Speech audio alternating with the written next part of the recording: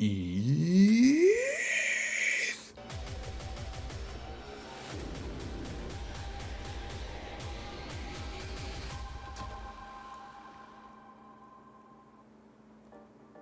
Hello everyone, and welcome to another episode of Xaereth Prevails. Today we're going to talk about the best 3v3 defensive teams you can place in this upcoming meta. It's such a crazy group of things that we have to talk about here, folks. So I'm doing this best defensive teams video. I also have this best offensive teams video that's linked in the video description if you're interested. They go together. They're designed to go together. So go take a look at that. And there's a link to it at the end of this video as well if you're interested. Huge shout out to my patrons. You guys are awesome. Thank you so much for all of your support, guys. I couldn't do this without you. I truly, literally could not. So thank you guys so much for your support. Really, really, really. And if you want to support this channel for free, folks, all you gotta do is hit that thumbs up button, like, subscribe, comment. Let us partake of the mounting of yonder algorithm, shall we? Let's get to it, folks. There's a lot to discuss here, honestly, and let's go. Why are we here? That is the offense. This is a sneak peek at the offensive teams, folks. We're gonna talk about defensive teams. First off, I have 5 Galactic Legends listed here. I don't actually recommend that you place all of them unless you want to have a really tough time clearing. 3v3 tends to be you want a few more offensive teams available that are just kind of, oh, okay, this is a really tough team. Let's just get past it because there's 15 teams on defense. You could get stuck. And the current Datacron set is just, there's so much going on. There are a ton of Jedi teams that are going to be floating around. They're going to be really frustrating and stunning you all over the place. All of this stuff from the last set, the set 16 that's still here with the different archetypes for ability classes or whatever. That's still here. It's a total mess, folks. We're gonna want there's a lot of Datacrons here. Rogue One is very strong. Jedi is very strong. I mean, they're all really strong. So let's see what happens here, folks. The Jabba team probably just uses support cron, or you could use an attacker cron. Either one is going to be a tough one. You could put a grit cron on Kersantin so that Night Sisters are very challenging to one-shot. You could potentially still one-shot with Night Sisters here, but Night Sisters have a cron that they're going to want to use with Asajj, and I'm not sure if that's really compatible with this counter anyways, because they're going to be healing a lot. I'm a little sketched out. We'll see how it all plays out, though, folks. Okay, so we have Rey here. We have a couple different options. First, we could do like a support cron with Rey, which would boost our crit damage, which Rey doesn't, she does true damage a lot. That's kind of her thing. And Ben Solo also does true damage a lot. So a lot of their damage is true, but he is also just a really nice add here because he's handing them so many buffs, and he hands out debuffs and stuff. He's really nice on this team. Nest is probably, if you have the Nest Datacron, probably better. You can also throw Sabine on here if you wanted to be irritating. There's a few different things you could do, though. I don't know if Sabine would change like a Malicos counter. I think you just kill Sabine pretty quick, and then that would be it. I'm not sure, but this team could be on defense. You could keep it on offense to kill other annoying Rey teams. 3v3 Rey versus Rey can be quite titillating, folks. Okay, so this was one I got a lot of holds on. Remember, we have the tank Datacrons, the level 6. And if you put that on this Jedi Master Luke, he ramps so crazy hard. I know he doesn't get to use his special, leadership ability, but Basti, of course, is making him overpowered with protection, Watts giving him a permanent taunt, and then he's also just, every time he takes a turn, he's getting a huge extra amount of just more protection, I think, and he already has a lot of protection. If you really wanted to be annoying, I don't do this because I don't like to remod, but you could remod him to have a ton of extra health because that would feed into how much protection he is then generating. Every time he takes a turn, he gets more max protection, and the Watt's going to put the tank tech on him, so he's going to, every time he has a turn, he will get rid of all the debuffs that would potentially hinder him. So it gets a lot of holds, folks, unless people have, some people want to save a Galactic Legend just for this team. That's fine.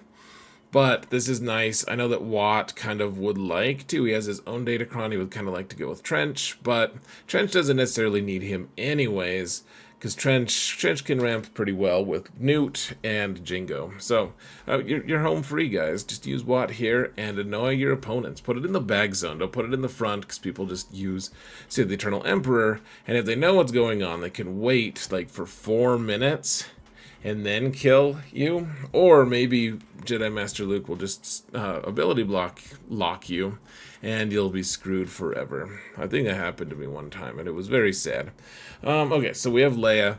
Leia has a lot of options, folks. I was talking about this in the offensive teams video. Leia could be on defense pretty well. You don't want Inquisition to counter her. Of course, they don't have their good Kron anymore, but they're still going to be good. They could put an attacker Kron on, get a lot of attacks, etc. So if you wanted to take R2-D2 out, keep Drogon, and then you could throw Sabine in there with her Kron. You could put Pow in there with his Kron. I know that they're two different Datacron sets, but both of them seem pretty strong. And then if Drogon ever calls Pow to assist, Pow's going to do a lot of damage. Pow's Datacron also gives Leia a ton of more survivability, and it makes this probably a team that's not going to get countered by something like Inquisition, frankly, just because of how much tank that he brings to the team. It brings all the tank to the yard, as they say. And so, and Sabine is just constantly taking turns. No, she doesn't reduce her own turn meter with things, but she's cycling through her turns so much that she's constantly staggering people. It's 3v3, so she's putting armor shred on everyone. She's just shredding all over everyone. It's a whole disgusting mess. But they deserve it. They had it coming. Okay, so Kenobi is going to have taken a step back, but for my splits at least, so Plo Koon could go with Jedi Master Luke for sure. He does some cool stuff, but he doesn't need turn meter to be good, and Kenobi kind of needs a tank to be good anyways, so taking Plo, he's going to be doing awesome stuns. Because he and Kenobi are both Jedi, they're both going to be stunning quite a bit with their level 6 stun cron stuff. It's going to be... it's not going to be as good as the one with Padme. Frankly, the Padme Kron was ridiculous, and I'm glad it's gone. But I do think Plo is going to be pretty dang irritating, honestly. I'm curious to see how Inquisition do against this team, to be honest, because that Padme Kron was totally ridiculous. I don't think Plo's going to boost him as much, at least not in 3v3, but I could be wrong. I want to see how this does on offense and defense. If you're afraid of this team on defense, you could keep it for offense and win, I guess. People have been known to do that. We have Malgus, so this is the only, maybe I had more than one. I think for the most part I don't have any overlap on my two offense and defensive lists. The Malgus team could be really good on offense or defense, folks. If you put it on defense, then with the tank revive level 3, then Jedi Cal is suddenly way worse. But of course, if they're able to kill Darth Revan with Cal, have him be the guy that Cal comes in and slices the face off of, then of course you still have to kill the other two, but you can keep them permanently stun locked. And so, if you're using a Jedi team, and especially if you have Mace just constantly doing Shatterpoint to them or something like that, you might be able to actually chew them all the way down a couple times. It's a tough thing to kill two of these guys. They're both Relic 9, usually. Malak, certainly because of the Leviathan requirements, and Malgus because it's just good sense, which means that usually doesn't come into play. Some people have him Relic 9, and those people have good sense. Congratulations. Or you could also put Basti on here and save racing stripes on his head, boy, for something else. And if you want, you can use Basti with the support Kron. She's going to cause a lot of debuffs, which then buffs Darth Revan and Malgus. It just makes the team worse because Malak is such a good team player or something. Vesti's pretty good on this team on offense or defense. You know, whatever you want to do. If you need this team on offense, then keep it for offense. It kills Inquisition. And basically, it's gonna kill everything. Basically, like this like the Remnant stuff. I'm curious to see how it does against the Imperial Remnant, but it hasn't had any problems up till now. This is kind of a world beater. This is one of the top 5 teams in the game right now that isn't a Galactic Legend. One of the most magical, miraculous teams. So, you know, offense or defense, that's one of the reasons it has such an allure, is it can do either or. You have Darth Treya. Oh, there's a Nihilist Kron out there. You don't have to have his level 9. I mean, it's kind of nice to have. There's one level 9 that's significantly better than the other, which I have a bad attitude about. But yeah, he is. It is a very good collection of. You know, these guys have. They have some good options. Like, they boost, because Savage is an attacker, it's going to boost his crit damage. It takes 1,000,000 turns, and everyone hands out a ton of debuffs, and eventually this team just destroys people. Again, just like Malgus, it could attack or defend. Right now, it's like people just want to use a Galactic Legend and get out. You put it in the front zone, and someone's going to inevitably just use like Sith Eternal Emperor, and they'll get a good score on you. But I mean, if that's what they have to do to get through this team, that's probably a fair price to pay, to be honest. It's a very strong team. Now we have Saw here, and Luthen is now summoning his rebel friend. And so both of these guys are support, I believe. Yeah, you guys can't see it, but Luthen is support as well. And so if Saw's able to, like, you want to make him kind of fast, folks. Mine isn't that fast. Yeah, you can make him significantly faster, but you kind of want to make him fast so that if he gets to go first, then that's awesome. That's one of the reasons I put Luthen. I'm using Luthen here. Mon Mothma and Rebel fighter allies, which is Saw, gain 20 speed. So he's gonna make that team quick, and because he's a support, Saw's a support, they're both going to be doing things that then boost the crit damage on Kyle Katarn. And you already have a tank built in with Worthless Guy being summoned. So this team is going to be good on defense. If you do want to make your Saw fairly tanky if you can, folks. Lots of health or something, because if your opponent can put an attacker Kron onto Han and Chewie's team, with Dash and all that, if they can get the first few shots off and kill Saw right away, then you're screwed. If they don't kill Saw, if Saw manages to survive, then they're screwed. So really the survivability of Saw is very important, because that Alpha Strike, the first shooting, shoot Saw like 12 times, if he lives, you're good to go, man. You're good to go. You beat that team. Hooray. It's going to require something more energetic to take him out. Alright, put a support Kron with Queen Amidala. She hands out 1,000,000 billion things to her friends, keeps them alive forever. People are going to use Bane on this team. Sometimes it'll win, sometimes it won't, but the support Kron on this team is going to make things uncertain for Bane. If you can't finish them off quickly, it's going to go downhill pretty dang quickly for Bane, because of all the ramping Kenobi is going to be doing. So here's probably the split I'm most interested in here, folks. So I'm not a huge fan of 501st in 3v3, but here's the thing. Eth Koth has one of the most crazy datacrons ever, folks, and you probably want to give him like some tenacity and potency. That's something me and Tom talked about a lot. Oh, I didn't shout out Tom in this video. He helped with a lot of these. He helped with a lot of just ideas and bouncing back and forth ideas on what teams are going to be good. Lots of good knowledge. Hugely appreciate him, and he deserves a shout out. So want to give credit where credit's due. But yeah, Skywalker, remember, his lead isn't going to do anything for anyone except if there's members of the 501st on his team, which Snips certainly is. So he's going to still have the thing where he is he's gonna try to kneel, eventually, and then he'll stand up again, because you have the 501st on your team, which is what Snips is, and she's gonna be Relic 9. like him, because she's required now. And then Eth gives them a huge amount of recovery all the time. He, like, Skywalker is going to heal his protection.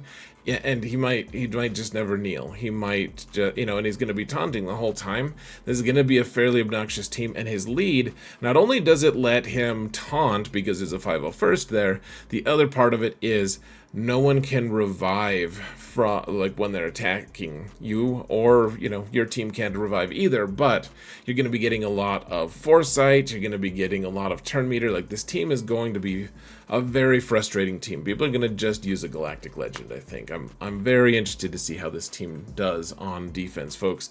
Moving right along, the Jedi Crons are going to be good. These ones, by the way, get the stun level 3, and it's going to be even more obnoxious. The Qui-Gon team, stun as well, and they're just going to do a lot of damage, folks. It's going to be a good, we'll have a good time then, folks. It really is a very, very strong team, again. Just because Jedi Crons are back in. You just want a fast team so that you can be stunning people every time you use a special. And I think it's going to stop a lot of the counters that typically beat it. Like, people are like, oh yeah, use the Newt Jango team. I think the Newt Jango team is probably just going to pause on that counter. Will it be all the teams that try to counter it? No. I think this is going to be with a Jedi stun level 6. It's going to be fairly obnoxious, folks. Finn Finzor, you could give him a support cron, you could give him an attacker cron, whatever your heart desires, guys. Just, like I commonly say, follow your heart. This is this team is going to be obnoxious on defense with either of those data crons. A tank cron is probably also fairly obnoxious with Finn if you make him fairly tanky, or unfairly tanky, as it were. Trench on defense, yeah, he doesn't have Watt. Watt would make the team better, but if your opponent doesn't have some way to take this team out fairly quickly, and if you have a fairly quick trench, which I'm gonna out myself, I bet I don't have a very fast trench. Yeah, it's a little fast, I guess. It's nothing too crazy. I didn't think he was gonna be over 300, frankly, guys. So I'm outing myself for not knowing what stats I have on my characters. But Trench is pretty good on defense right now. Put a support cron on them and just ignore, and they'll do the rest. I'm sure of it. The Tusken crons, you could go with either an attacker cron, which would give warrior a little more juice, and raider a little more juice, or you could put a support cron on, and because they can't kill your chieftain for a while, he's going to be handing out all these debuffs. He's going to be handing out buffs. He's going to be doing that stuff to ramp his friends with the support cron, and then the raider and warrior will do even more damage. So I'm intrigued to see how this does in 3s. I feel like we didn't see it as much last 3v3 for whatever reason. Okay, so here's a weird comp, a duality, so to speak. We have the common, like, Rex 5s team, and then if you have the Shock Cron, you could maybe try taking out 5s, adding Rex, and the Shock T Cron is going to give more turn meter. They're going to assist her more often, and maybe it'll be good. I'm not sure. That's a big question mark. My guess is that it'll at least be better than the Rex team, the Rex team. Double Rex you. It doesn't really Rex you, but Anyways, that's the only plays I could find for Captain Rex, honestly, guys. It was kind of a weird set for him. And then we have the Imperial Remnant. Now, I have the Night Trooper Cron and all that. I don't have any of the other Imperial Remnant stuff.